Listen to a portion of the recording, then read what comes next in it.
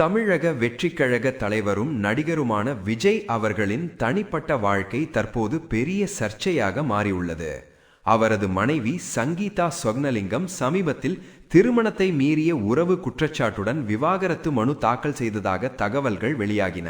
இதற்கிடையில் ஒரு திருமண விழாவில் நடிகர் விஜய் நடிகை ட்ரிஷா கிருஷ்ணனுடன் ஒரே நிற ஆடையில் ஜோடியாக கலந்து கொண்டது ரசிகர்களுக்கு அதிர்ச்சியை ஏற்படுத்தியது. இந்த சம்பவம் சமூக வலைத்தளங்களில் வைரலாகி ரசிகர்கள் முதல் அரசியல்வாதிகள் வரை பலரும் கருத்து தெரிவிக்க ஆரம்பித்தனர்.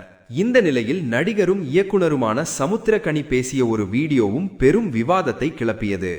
இது எல்லாம் விளையாட்டா? ஒரு பிரச்சனை வந்தால் நடிகையை கூட்டி வருவது சரியா? இதை 4 சுவர்களுக்குள் வைத்திருக்க வேண்டும் என்று அவர் கூறியிருந்தார்.